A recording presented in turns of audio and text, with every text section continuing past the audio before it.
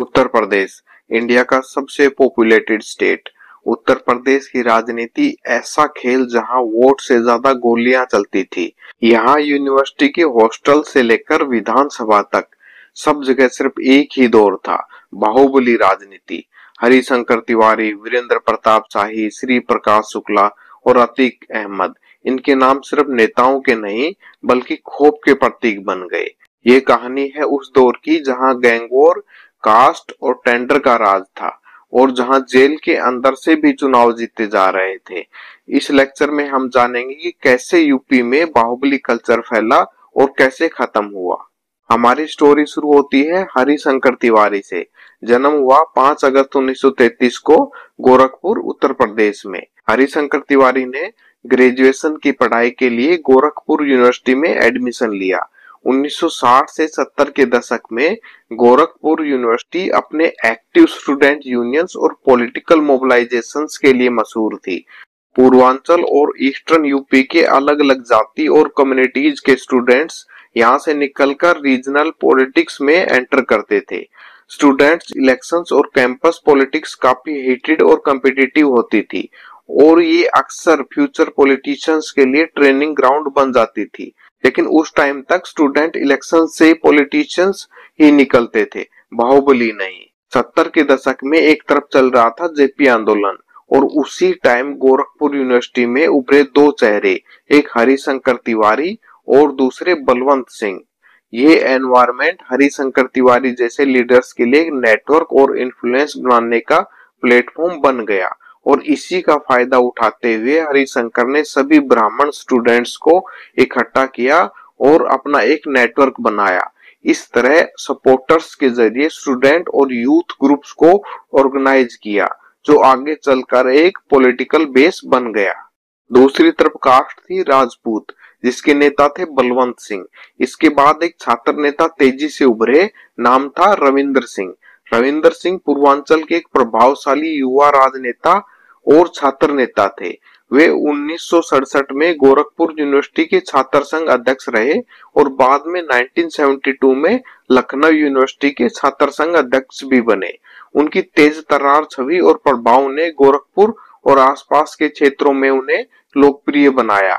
1977 में पहली बार ही रविंदर सिंह को जनता पार्टी से टिकट मिली और वो पहली बार में ही इलेक्शन जीत गए और एमएलए बने। एक और राजपूत नेता थे जो रविंदर सिंह से राजनीति सीख रहे थे, नाम था वीरेंद्र प्रताप शाही। एक दिन क्या होता है, रविंदर सिंह 27 अगस्त 1979 को जब गोरखपुर जंक्शन रेलवे स्टेशन पर लखनऊ विधानसभा सत्र के लिए जा रहे थे, तब वहां उन्हें गोली मार दी गई।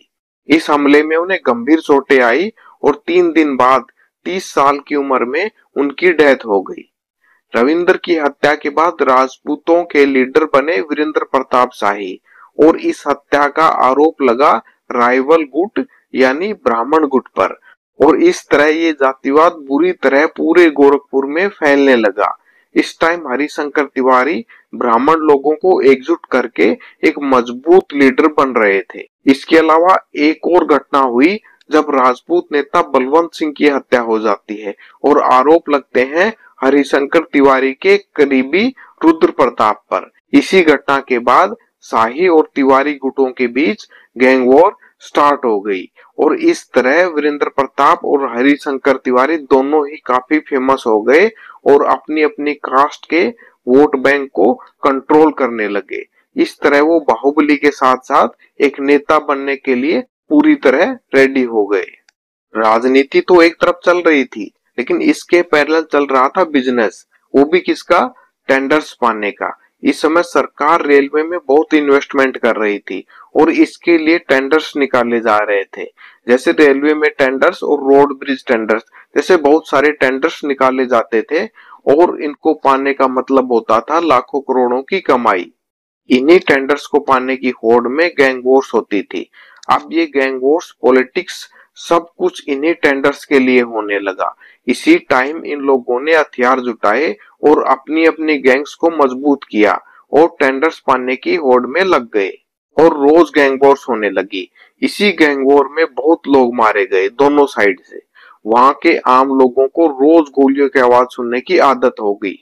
धीरे धीरे इन लोगों के ऊपर केसेस बढ़ने लगे और इन लोगों को समझ आने लगा कि अगर सेफ रहना है तो बाहुबल के साथ साथ सरकारी पावर भी होनी चाहिए। कब तक कोई नेता उनको प्रोटेक्ट करेगा, इसलिए वो खुद डिसाइड करते हैं इलेक्शंस में खड़े होने का। और इस तरह वीरेंद्र प्रताप ने 1980 में महाराजगंज की लक्ष्मीपुर विधानसभा सीट से चुनाव लड़ा और जीत हासिल की और वे शेरे पूर्वांचल के नाम से मशहूर हुए। और दूसरी तरफ हरिशंकर तिवारी ने 1985 में विधानसभा चुनाव लड़ा। उस टाइम वो जेल में बंद थे जब उन्होंने चिल्लूपुर विधानसभा सीट से चुनाव लड़ा और जीत गए। 80 के दशक में उन पर कई आपराधिक मामले जैसे हत्या की साजिश, किडनैपिंग, लूट, रंगदारी आदि दर्ज थे। तब के मुख्यमंत्री वीर बहादुर सिंह की सरकार ने उन पर कार्रवाई की और उन्हें जेल भेज दिया। जेल में रहते हुए चुनाव जीतने वाले वे भारत के पहले व्यक्ति बने। उनकी जेल से राजनीति में एंट्री इस बात का सबूत थी कि अपराध और राजनीति के बीच गहरा संबंध बन चुका है। उनकी विधानसभा चुनाव में जीत के बाद उनकी राजनीतिक पोजीशन और मजबूत हुई और वे लगातार 6 बार विधायक बने। बाद में वे कई सरकारों में मंत्री भी रहे। लेकिन दोनों के बीच एक चीज पैरेलल चल रही थी, वो थी रेलवे के ठेकों, जमीन और राजनीति को लेकर संघर्ष और गैंग वॉर। इसी बीच एंट्री होती है एक बहुत ही कुख्यात गैंगस्टर की, श्री प्रकाश शुक्ला। श्री प्रकाश शुक्ला का जन्म 6 अक्टूबर 1973 को यूपी के गोरखपुर जिले के मामखोर गांव में हुआ था। वो अपने गांव के मशहूर पहलवान थे। फैमिली बैकग्राउंड उसका सिंपल था। होता क्या है, 1993 में उसकी बहन को एक लड़का छेड़ता है और इसके बदले गुस्से में श्री प्रकाश उस लड़के को बीच बाजार गोली मार देता है और इसी इंसिडेंट से उसकी एंट्री होती है गैंगस्टर्स की दुनिया में। ये मर्डर करने के बाद श्री प्रकाश बैंकॉक भाग जाता है। कुछ टाइम बाद वो वापस इंडिया आता है और इन सब में उसकी मदद करते हैं बिहार के मोकामा के बाहुबली सूरजभान सिंह। इंडिया वापस आने के बाद वो सूरजभान के गैंग को ज्वाइन कर लेता है और धीरे धीरे श्री प्रकाश पर लगभग 100 मर्डर और अटेम्प्ट टू मर्डर केसेस लगे। उसका मर्डर करने का तरीका काफी हॉरिफाइंग होता था। वो मल्टीपल फायर्स करता था जिससे उसके नाम की दहशत फैले। इसी दौरान एक लॉटरी बिजनेसमैन थे विवेक श्रीवास्तव, जिसको लॉटरी किंग कहा जाता था। श्री प्रकाश ने विवेक से लॉटरी का एक एरिया अपने रिलेटिव को देने को कहा, लेकिन विवेक ने साफ मना कर दिया। फिर होता क्या है, 11 जनवरी 1997 को विवेक को दिन दहाड़े दोपहर में भीड़ से भरे लाटूस रोड में मार दिया गया। इस दौरान 80 राउंड्स गोलियां चलाई गई। इस वारदात के बाद श्री प्रकाश की दहशत फैलने लगी। धीरे धीरे श्री प्रकाश रेलवे के टेंडर्स लेने लगा और अगर कोई और टेंडर के लिए अप्लाई करने आता तो उसको डरा धमका के भगा देते। इस तरह वो खुद और सूरजभान के लिए टेंडर्स लेने लगा। इस टेंडर बिजनेस में उसका कंपटीशन था वीरेंद्र प्रताप शाही और हरिशंकर तिवारी, जो इस ठेके के बिजनेस के पुराने खिलाड़ी थे। एक दिन होता क्या है, 31 मार्च 1997 को वीरेंद्र शाही लखनऊ पर्सनल रीजन से गए बिना किसी गन या सिक्योरिटी के। इसी दौरान श्री प्रकाश ने उनको गोलियों से भून डाला। टोटल 105 गोलियां मारी। इतना ब्रूटल मर्डर किया गया कि 4-5 गोलियां सर और आंखों में मारी। इस मर्डर के लिए AK-47 राइफल यूज की गई, जो कहा गया कि सूरजभान ने प्रोवाइड कराई। वीरेंद्र शाही की हत्या के बाद गोरखपुर और आसपास के इलाकों में दहशत फैल गई। श्री प्रकाश शुक्ला के नाम की खौफनाक छवि बन गई और बड़े बड़े बाहुबली उससे डरने लगे। वीरेंद्र शाही के बाद श्री प्रकाश शुक्ला ने अपना अगला निशाना हरिशंकर तिवारी को बनाया, जो एक और ताकतवर बाहुबली और रेलवे ठेकेदार था। कुछ रिपोर्ट्स में कहा गया कि हरिशंकर तिवारी श्री प्रकाश के पिता को पहचानते थे, इसलिए वो कहीं भी जाते तो उनको अपने साथ रखते थे ताकि श्री प्रकाश उन पर अटैक ना करे। कुछ रिपोर्ट्स में कहा गया कि श्री प्रकाश शुक्ला ने उस टाइम के सीएम कल्याण सिंह को मारने की सुपारी ली। फिर होता क्या है, यूपी पुलिस ने श्री प्रकाश और उसके गैंग को खत्म करने के लिए एक स्पेशल टास्क फोर्स यानी STF बनाई। उस समय यूपी के मुख्यमंत्री कल्याण सिंह ने IPS अधिकारी अजय राज शर्मा को ये जिम्मेदारी दी कि वह श्री प्रकाश शुक्ला को पकड़ने या खत्म करने के लिए खास टीम बनाए। इस टीम में चुनिंदा पुलिस अधिकारी और कांस्टेबल शामिल थे जो पूरी तरह इस मिशन पर फोकस थे। श्री प्रकाश शुक्ला के खतरनाक इरादों और हत्याकांडों की जानकारी के बाद पुलिस ने उसका फोन ट्रैक करना शुरू किया, क्योंकि उस वक्त सेल फोन्स नए नए थे और अपराधी इस बात से अनजान थे कि उन्हें ट्रैक किया जा सकता है। फिर सितंबर 1998 में जब श्री प्रकाश गाजियाबाद में अपनी गर्लफ्रेंड से मिलने निकला तो एसटीएफ ने उसे पकड़ने के लिए जाल बिछाया। जब पुलिस का सामना श्री प्रकाश से हुआ तो उसने पहले गोली चलाई। पुलिस ने 45 गोलियां चलाई, जिसमें श्री प्रकाश और उसके साथियों की डेथ हो गई। श्री प्रकाश शुक्ला की मौत के बाद उनके क्षेत्र में आतंक और गैंगस्टर प्रभाव में धीरे धीरे कमी आई, लेकिन बाहुबली और माफिया की राजनीति व अपराध दुनिया में पकड़ बनी रही। दूसरी तरफ हरिशंकर तिवारी इलेक्शंस लड़ते रहे। हरिशंकर तिवारी ने 1985 से 2002 तक लगातार 6 बार चिल्लूपुर विधानसभा सीट से चुनाव जीतकर विधायक बने और बाद में 2007 और 2012 में चुनाव हार गए। वे कई सरकारों में मंत्री भी रहे। ये सब देखकर बाहुबली समझने लगे कि केवल बाहुबली रहना सेफ नहीं है, इसलिए वो लोग इलेक्शंस में भी खड़े होने लगे। इस तरह एक नाम आता है अतीक अहमद। जन्म हुआ 1962 प्रयागराज में। केवल 17-18 साल की उम्र में ही पहला केस रजिस्टर हुआ। धीरे धीरे वो 1980s में प्रयागराज वाले एरिया का बाहुबली बना। अतीक का नाम एक्सटॉर्शन, लैंड ग्रैबिंग और पॉलिटिकल कॉन्ट्रैक्ट किलिंग्स में आया। 1989 में इलाहाबाद वेस्ट से इंडिपेंडेंट कैंडिडेट के रूप में पहली बार एमएलए बने। टोटल 5 बार एमएलए बने अलग अलग पार्टी से, कभी इंडिपेंडेंट, समाजवादी पार्टी, अपना दल और कभी बीएसपी से। 2004 में फूलपुर से एमपी बने। ये वही सीट है जहां से पंडित जवाहरलाल नेहरू भी एमपी रहे थे। अतीक पॉलिटिक्स के साथ साथ अपना गैंग भी चलाते रहे। उनके खिलाफ 100 से ज्यादा क्रिमिनल केसेस थे, जैसे murder, extortion, kidnapping, land mafia activities. फिर क्या होता है, बीएसपी एमएलए राजू पाल मर्डर केस अतीक के कैरियर का सबसे बड़ा टर्निंग पॉइंट बन जाता है। इसके बाद से ही अतीक के पॉलिटिकल कैरियर का डाउनफॉल शुरू हुआ। राजू पाल ने इलाहाबाद वेस्ट सीट से 2004 में बाई इलेक्शन जीता था।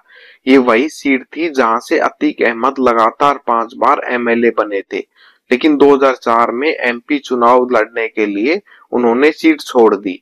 सीट छोड़ने के बाद उनके छोटे भाई अशरफ अहमद को कैंडिडेट बनाया गया, लेकिन उससे राजू पाल ने हरा दिया। इस हार के बाद अतीक अहमद और उनके परिवार को अपनी पुरानी कुर्सी खोने का बड़ा झटका लगा। सिर्फ कुछ महीने बाद 25 जनवरी 2005 को ब्रॉड डे लाइट में राजू पाल की कार पर इलाहाबाद के धूमनगंज एरिया में ऑटोमेटिक राइफल से फायरिंग की गई। राजू पाल की ऑन द स्पॉट डेथ हो गई। अतीक अहमद और उनके भाई अशरफ पर मर्डर कॉन्स्पिरेसी का आरोप लगा। विटनेसेस ने उनके गैंग को आइडेंटिफाई भी किया। फिर राजूपाल की विडो पूजा पाल ने ओपनली अतीक पर ब्लेम किया। ये केस तुरंत यूपी और नेशनल पॉलिटिक्स का बड़ा इशू बन गया। मर्डर के बाद अतीक अहमद पर पॉलिटिकल प्रेशर और लीगल क्रैकडाउन दोनों बढ़ गए।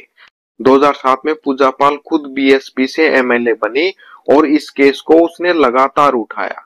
अतीक अहमद और उसके भाई अशरफ दोनों पर ट्रायल चला। 2023 में जब अतीक पुलिस कस्टडी में था, तभी उसके ऊपर और भी विटनेस इंटिमिडेशन के केसेस चल रहे थे, जो इसी राजूपाल मर्डर से जुड़े हुए थे। फिर अप्रैल 2023 में अतीक और अशरफ दोनों को कस्टडी में ही गोली से मार दिया गया। इनके अलावा बहुत से नाम थे जो समझ चुके थे कि बाहुबली प्लस पॉलिटिशियंस का फॉर्मूला एक सुपर हिट फॉर्मूला है। ऐसे ही 2 और नाम थे, ब्रजेश सिंह और मुख्तार अंसारी। ये दोनों 1990s और 2000 के बाद गाजीपुर एरिया में कंट्रोल बनाने पर लड़ते रहे। इनका झगड़ा भी सरकारी टेंडर्स को लेकर ही था। इनको रोड टेंडर्स या मंडी को लेकर इनमें गैंग वॉर्स होती थी। बाद में ये दोनों ही पॉलिटिशियंस बन गए। मुख्तार अंसारी ने कुल 5 बार मऊ विधानसभा सीट से विधायक का चुनाव जीता। इनमें से 3 चुनाव वो जेल में रहते हुए भी जीते थे। उनका राजनीतिक सफर 1996 में शुरू हुआ और 2024 तक चला। 28 मार्च 2024 को कार्डिक अरेस्ट से उनकी डेथ हो जाती है। दूसरी तरफ ब्रजेश सिंह के ऊपर भी बहुत से आपराधिक मामले दर्ज हैं। उनके ऊपर विभिन्न संगीन आरोप थे, जिनमें हत्या, हत्या की साजिश, आर्म्स एक्ट जैसे मुकदमे शामिल हैं। अब हम जानते हैं कि यूपी में बाहुबली कल्चर को खत्म करने के लिए क्या-क्या कदम उठाए गए। बाहुबली राजनीति का राइज 1980s और 90s में हुआ।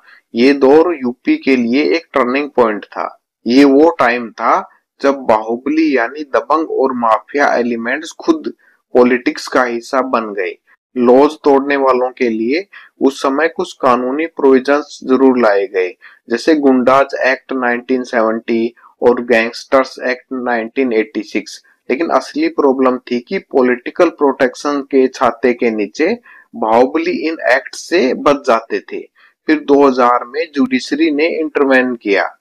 कोर्ट्स ने पॉलिटिकल क्रिमिनल नेक्सस पर क्वेश्चंस उठाए। 2002 में सुप्रीम कोर्ट जजमेंट आया, जिसमें कहा गया कि एमपीज और एमएलएज को अपने क्रिमिनल केसेस डिस्क्लोज करने होंगे इलेक्शंस में खड़े होने से पहले, और इस तरह पहली बार ट्रांसपेरेंसी वोटर के लिए लीगली एनफोर्स हुई। फिर 2005 और 2013 में कोर्ट्स के जजमेंट्स आए, जिसमें कहा गया कि अगर एक नेता कन्विक्ट हो जाता है तो उसकी सीट तुरंत खत्म हो जाएगी। पहले जैसा कन्विक्शन के बावजूद कुर्सी पर बैठने का रास्ता बंद किया गया। जुडिशरी के इस इंटरवेंशन के बाद पहली बार बाहुबलियों का मास्क ऑफ रिस्पेक्टेबिलिटी गिरने लगी। फिर इसके बाद मायावती सरकार ने 2007 से 2012 के बीच नेशनल सिक्योरिटी एक्ट 1980 और गैंगस्टर एक्ट 1986 का यूज किया, जिसमें कुछ माफिया पर क्रैकडाउन भी हुआ। लेकिन बड़े बड़े बाहुबली जैसे मुख्तार अंसारी और अतीक अहमद अपने नेटवर्क्स की वजह से बच गए। फिर अखिलेश यादव की सरकार 2012 से 2017 में पुलिस मॉनिटरिंग और सर्विलेंस बढ़ी। फिर 2017 में सीएम बनते हैं योगी आदित्यनाथ। योगी सरकार में बाहुबली पॉलिटिक्स के खिलाफ सबसे कंसिस्टेंट और अग्रेसिव एक्शंस देखने को मिले। सीएम योगी आदित्यनाथ ने एक नए फ्रेमवर्क में क्रैकडाउन को अडॉप्ट किया। कानूनी प्रोविजंस का अग्रेसिव यूज किया गया, जैसे गुंडाज एक्ट 1970 लगाकर पब्लिक ऑर्डर डिस्टर्ब करने वाले दबंगों को जेल। गैंगस्टर एक्ट 1986 के अकॉर्डिंग माफिया के गैंग्स पर एफआईआर और उनकी प्रॉपर्टी अटैच की गई। नेशनल सिक्योरिटी एक्ट 1980 यूज किया गया, जिसमें बिना ट्रायल के प्रिवेंटिव डिटेक्शन के मेजर्स लिए गए। फिर स्पेशल कोर्ट्स एक्ट 2008 को यूज किया गया, जिसमें फास्ट ट्रैक जस्टिस का प्रोविजन है, ताकि केसेस पेंडिंग ना रहे। Property attachment rules and bulldozer policy use की गई, जिसमें इलीगल होटल्स, बेनामी प्लॉट्स तोड़कर आर्थिक बैकबोन तोड़ दी गई। पुलिस एनकाउंटर्स हुए, कई वांटेड क्रिमिनल्स पर एक्शन लिया गया। मोस्ट वांटेड लिस्ट्स पब्लिक की गई और उन पर रिवॉर्ड्स रखे गए। Bulldozer as a deterrent symbol use किया गया, इससे माफिया में फियर ऑफ लॉस हुआ। साथ साथ इकोनॉमिक क्रैकडाउन किया गया, जिसमें पीएमएलए 2002 के अंडर एनफोर्समेंट डायरेक्टरेट यानी ईडी का यूज किया गया, जिससे हवाला और ब्लैक मनी का नेटवर्क तोड़ा गया। इनकम टैक्स एंड बेनामी प्रॉपर्टी रेड्स की गई। मीडिया एंड लोकमत मीडिया ने एक्सपोज किया कि कौन सा नेता कितने केसेस में फंसा हुआ है। इस वजह से अब दबंगई फियर की वजह कम और शर्मिंदगी की वजह ज्यादा हो गई। इस तरह गैंगस्टर्स एक्ट, एनएसए और बुलडोजर पॉलिसी साइमल्टेनियसली लगाकर उनकी पॉलिटिकल, इकोनॉमिक, सोशल कमर तोड़ दी, और ईडी और आईटी रेड्स ने उनकी जनरेशनल ओल्ड प्रॉपर्टी को सीज कर दिया। कोर्ट्स ने भी स्ट्रिक्ट स्टांस लिया, जैसे bail deny, fast track trials और पब्लिक एग्जाम्पल बनाना।